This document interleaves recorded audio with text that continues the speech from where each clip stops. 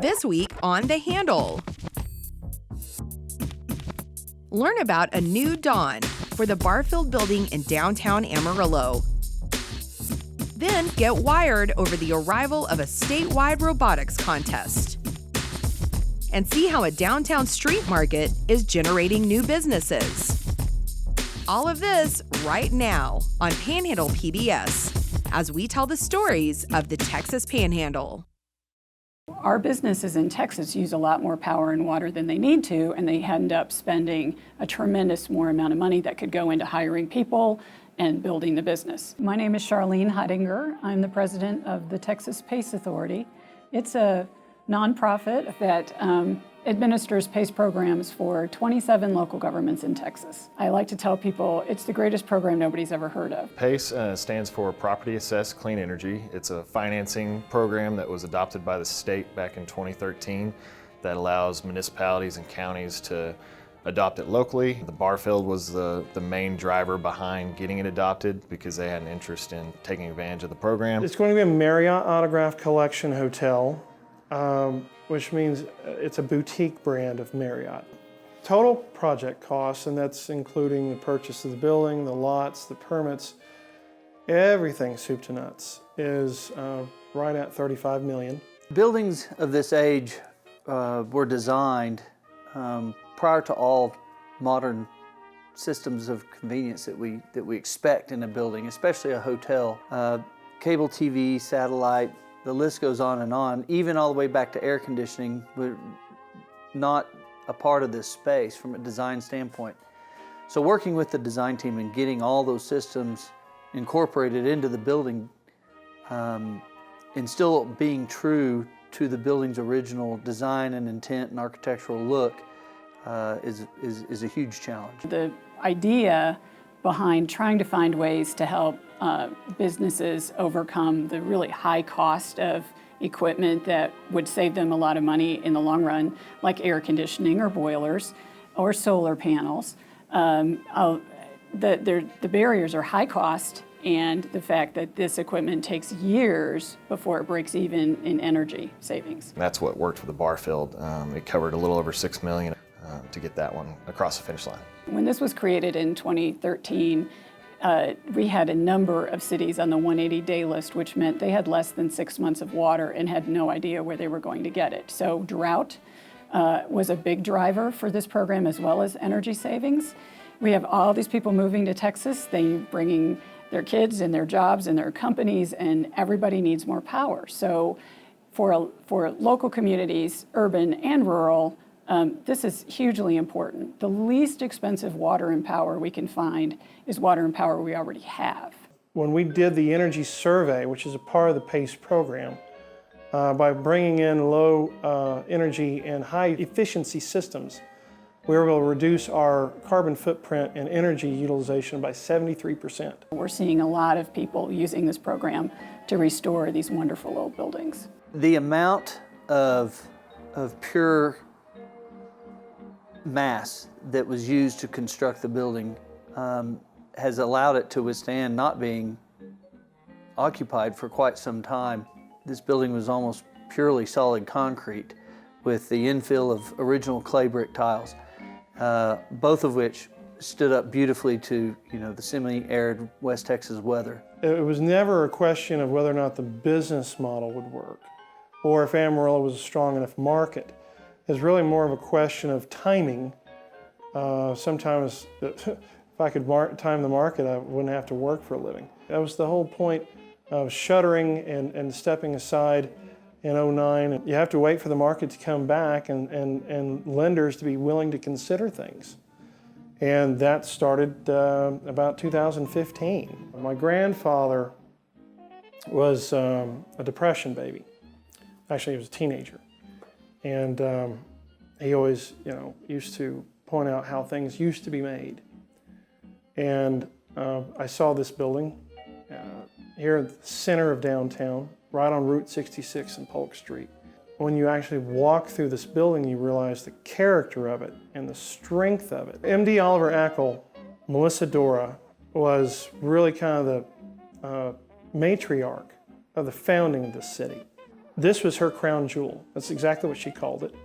And it was her testament to this city and what she believed it should stand for. She was really the predominant player in real estate and finance in this city from when she moved here in 1895 till her death in 1931. During that time period, women didn't vote. There was not any idea of equal rights. Texas is one of those rare states that came about really from the time when it really began to expand in a time of new ideas. And this building is a reflection of that time period. And strong women leadership throughout Texas history is well documented, from the Angel of the Alamo all the way up to the Yellow Rose and through other examples of Texas history.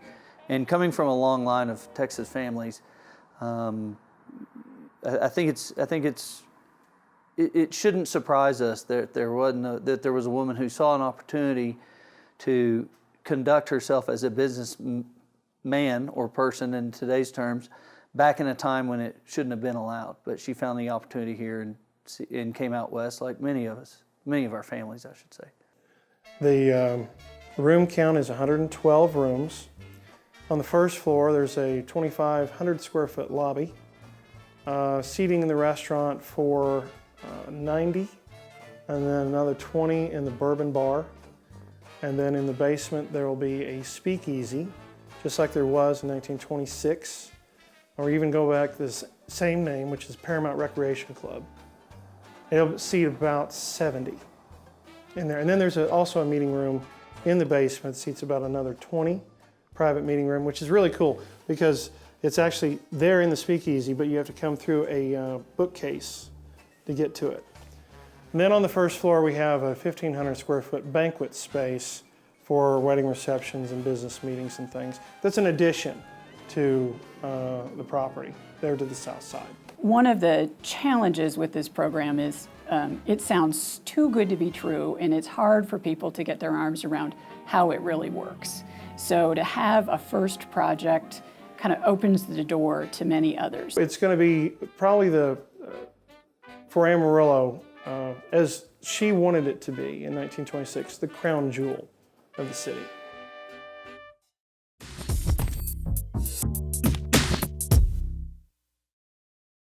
The anxiety gets you a lot beforehand, but once you get your hands on the remotes and the buzzer goes down, you're just good. You just get caught in the moment, and it's so much fun. I'm Anna Slater. I'm from Rockwell High School, and I'm on Team 1296. First started back in 1989. Very famous American inventor by the name of Dean Kamen. He's the guy who invented the Segway, but he's invented so many different things. Well, he foresaw in the near future, this is back in the 80s, he saw in the near future that there's going to be a shortage of scientists and innovators in the United States. Well, we live in the near future, and that came true. So he wanted to find a way to inspire kids to be these innovators and these scientists. He landed on a robotics competition.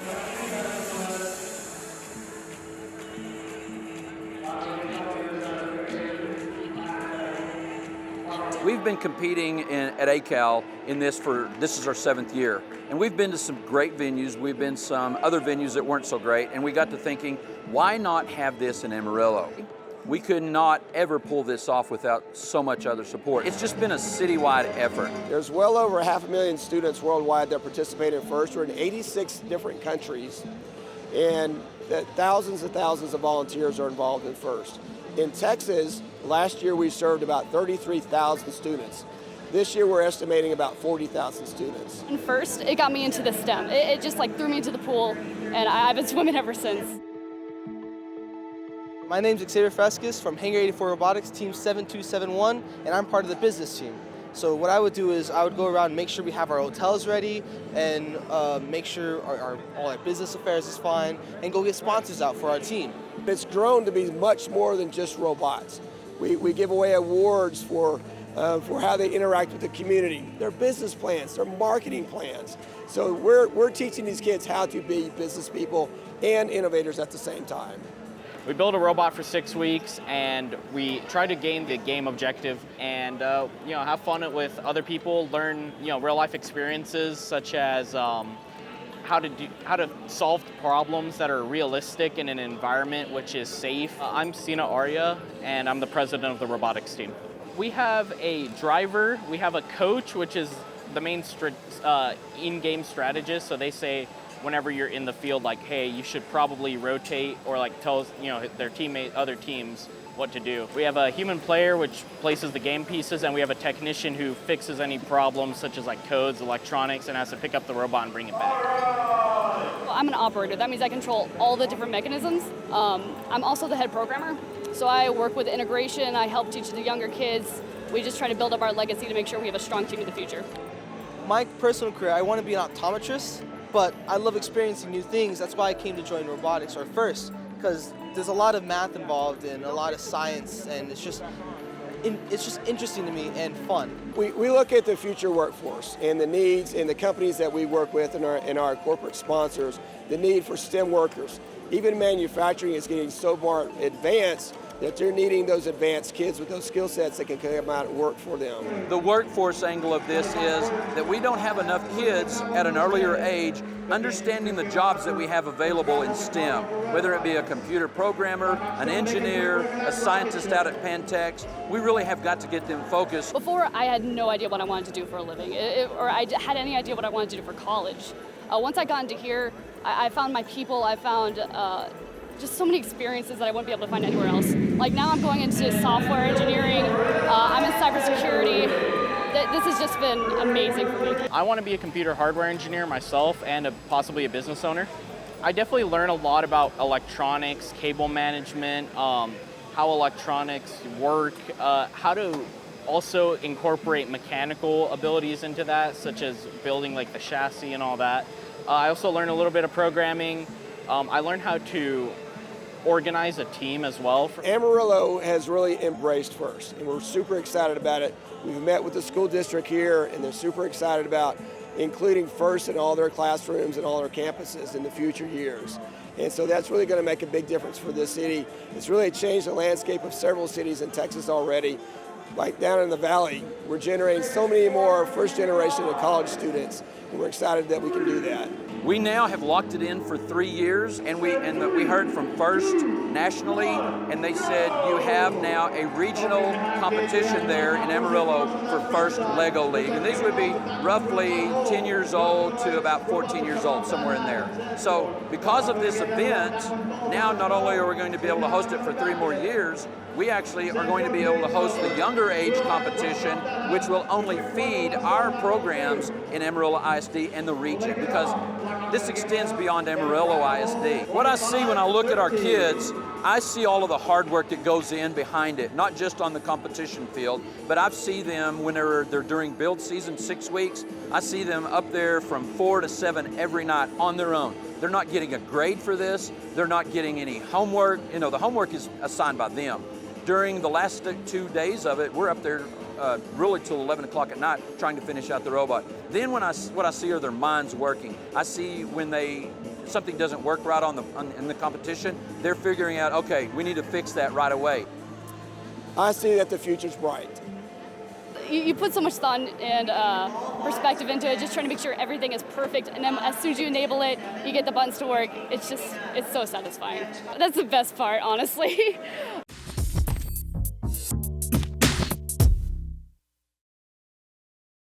This market is such a fantastic venue for all of us down here. It's grown. I'm happy to be a part of it. Made great friends down here, and introduced my product to the public, and now I travel with the product, but I wouldn't miss down here for anything. Even during bad weather, I show up. My name is Scott King. I am the pretzel guy, and we do make 5 flavors of pretzels. They're all hard pretzels with my recipes on there. I have one called Original. It's kind of a Tex-Mex flavor on it. Then I have one that's cinnamon sugar, tastes like Cinnamon Toast Crunch. I have one that's Sweet Heat that the baseball team actually named. I couldn't think of the name of it, so the GM came down and said, let's call it Sweet Heat, so I like it. And then I make a barbecue as well, and then during the winter I make a dark chocolate peppermint. I do a Facebook page because the comments that the people make on my Facebook page from Amarillo that sampled it here, and they made the positive comments about it, has boosted my product sales, just off the comments from the people that I sell to. The market brought back people to Polk Street on Saturday morning. Before then, Saturday morning was dead down here. And because we have the market, now all the restaurants have a brunch or a lunch business on Saturday. So in that way, we knew it was going to be an economic engine. But what we didn't know is that some of these vendors would be able to launch their business by being at the market. I know one of the first years we had a woman who did those acai bowls and the fresh fruit. Now she has a storefront. We have Sweet Revenge Mustard. Larry Brown, the mustard man, he's in the bright yellow mustard tent every day. And what's so great, now he's in stores like Pack-A-Sack. His products are being used at Hodgetown, at the stadium. So we have it in where all the mustard and the ketchup and everything is at the sod pools, but they also have it upstairs in the suites too. So it's got it up there, and there's, they have a Wednesday night, they have $1 hot dog. They go through between 3,000 and 4,000 hot dogs a day during game day on that. So a lot of mustard being put on those hot dogs. Well, I started making it probably about 18 years ago, and making it in the house and making it in the old ball pint jars. I'd make it for Christmas gifts, and then I got to where people were really wanting it. We make it here in Amarillo. We make it at the West Texas Enterprise Center. They have a commercial kitchen out there. And we do all the packaging, the cooking, the labeling, and then after we do that, then we bring it to the community market. And then we also got quite a few places in town that handle it for us. We've got about 28 different places here in Amarillo. We also have it in Midland.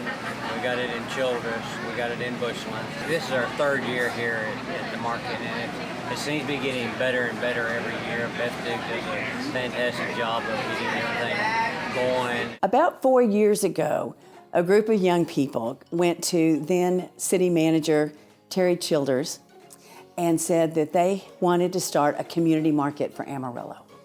And so Terry called me and said, if we start this, it should be in Center City. It should be downtown.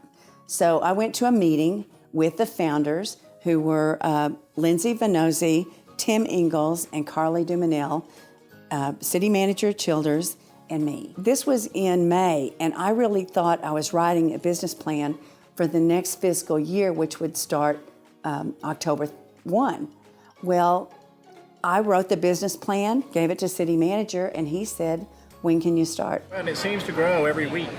New people come out every week, so it's not the same people every week. So that definitely helps, especially in the candle business where you aren't going to buy a candle every week, you might buy one every month. We started that first year on July 9th with 35 vendors. And I'm proud to say that when we opened this year, our fourth season, we had 120 approved vendors. And everything is locally grown, produced, baked, created within a 150-mile radius. But in full transparency, we do allow Colorado cherries and peaches, and nobody's complained yet. We're teaming up with Colorado Peaches guy, and so he's got it in about 30-something different stands, so we're excited about that. The vendors out here are so helpful to each other. We talk back and forth, and Peace, Love, and Cookies now uses my jelly and their thumbprints, and sometimes we trade. My name's Janine Udy, and this is our jelly and jam company called Jam That's Good. We make about 22 different flavors based on the time of year, because we try to use the freshest fruit we can get and the most local fruit we can get. Obviously, we can't grow pineapples here, but we get a lot of the fresh fruit locally, and so the recipe is not that difficult. It's just a matter of changing the fruit. I think the vendors have supported us because we've intentionally kept our fees very low. Center City really is the backup for the market, and we cover a lot of the overhead, the rentals, the insurance, all those kind of things. So we can keep those prices really low. And those vendors are getting a fabulous crowd of about 600 shoppers every Saturday morning and paying very low fees. If you are a small local business, especially if you don't have a good avenue to sell your product, this is so worth it. But just the booth rent space here is so reasonable that you make it. We made ours back the first day for the whole season. So definitely, if you're a small business, it's worth it. We started Fenwick's 2018, and it really just came out of, we like to travel a lot, and when we travel, I would always purchase candles, and then sometimes I would be disappointed because they didn't smell as good as I wanted them to, so I just said, I'm going to see if I can do this on my own, just make them for us. And then he said, you know, you could sell these. They smell really good. So somehow that turned into, I need to put his face on the candles because he already had a huge following on Facebook just because he's a big personality. And it just worked. His name, Finn Wicks, it just all worked out perfectly. We do not have a storefront. We have an Etsy store, but it's hard to sell something that you need to smell, you know, on the internet unless people know what they want. And so this is our biggest time to sell is at the market. We have an application fee that starts in about February. People can start to apply, and they have to send in an application and photos of their work if it's arts and crafts, or they have to explain to us that the product is locally sourced or grown. And we have a leadership team that's made up of our staff and our vendor, a few select vendors, and we look at everything to make sure that it's original. And of course, we understand you may not be able to buy the t-shirt locally, but it needs to be screen printed locally or embroidered locally or in some way significantly transformed so we can conclude it's original.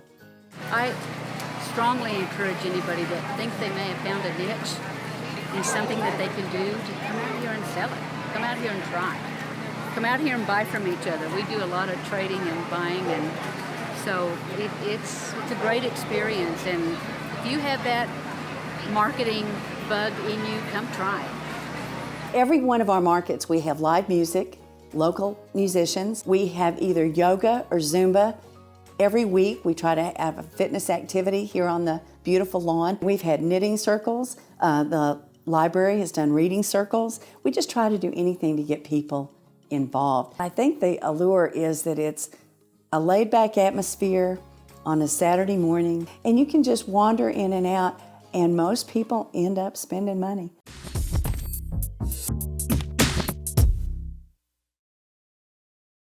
Hi, I'm Nolan Hill. I've lived all over the country, and a few months ago, I pulled up stakes and moved here. And now I'm showing you the Texas Panhandle with fresh eyes. Welcome to the View from the Hill. I have many wonderful childhood memories of the drive-in, but many places I've lived over the years didn't have one. The Panhandle, though, is lucky enough to have two. That nostalgia made me want to check these places out, and I did a bit of research along the way. The drive-in theater has been a staple in American culture since 1933. By the 50s, there were more than 4,000 drive-ins in the United States, but less than 400 are still in operation today. I'd kind of grown up coming to this all my life, and it closed in '85. From '85 to 2002, it just sat here dark and deteriorating. Seemed like strange coincidences that prompted me to kind of look into buying it. It's going to be the drive-in experience, and it's a different experience than any walk-in's going to be. There's two of them here in the Texas Panhandle, so there's plenty of opportunities to enjoy this experience. It's an old nostalgic feel with a modern touch because we're digital and we got stereo sound. Well, they can bring their children, and the children can get out of the car and play on the playgrounds, and then when they get tired, they can go to sleep in the back seat. They'd turn us loose out here and we'd just run all over this place. We'd come up to the swings and swing, and we'd be back and forth, just like I see the kids doing today, you know. And I'm 65, so that's been a while. It's definitely family run. All of us work together. My mom, my wife, and my dad used to work here too. When we have a good opening picture, they'll go all the way down to 24th, and we have to open early, so we get them in as fast as we can. I got a good crew, and they keep this place running excellent. We've done it for 20 years, so it's pretty well clockwork by now. This is a truest form of a movie, how you see a movie, I think. You can come out here, what other theater can you come out here and get a turkey leg, and after a turkey leg, watch your kids run around in pajamas? There's no other theater that does that. I think that's what people are looking for these days, is to go to a place where they'll make special memories. We are doing something really great for the community. We have a lot of regulars, and it's just, the people are wonderful. What is the most rewarding thing is when people come by me, either going to the restroom or something, they'll come by and say, boy, we enjoyed that. I just love running a drive-in. It's nothing else compares to it. There's nothing else like it. And the satisfaction I get when people are happy, basically why I do it.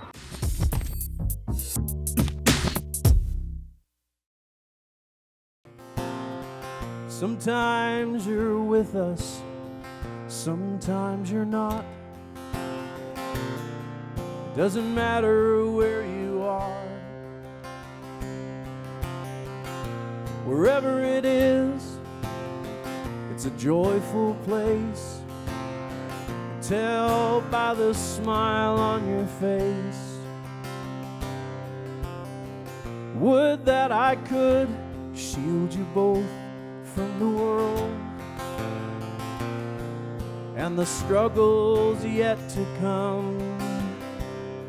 So I say a prayer for the son of a daughter and the daughter of a son.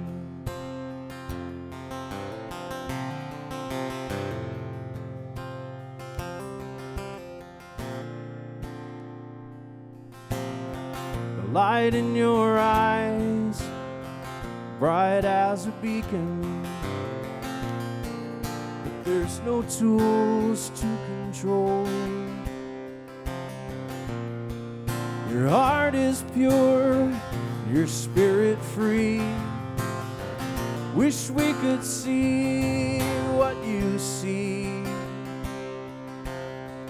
Would that I could shield you both from the world and the struggles yet to come. So I say a prayer for the son of a daughter and the daughter of a son.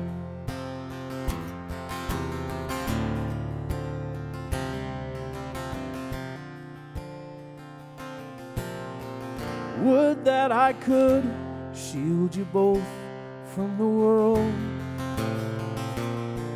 and the struggles yet to come. So I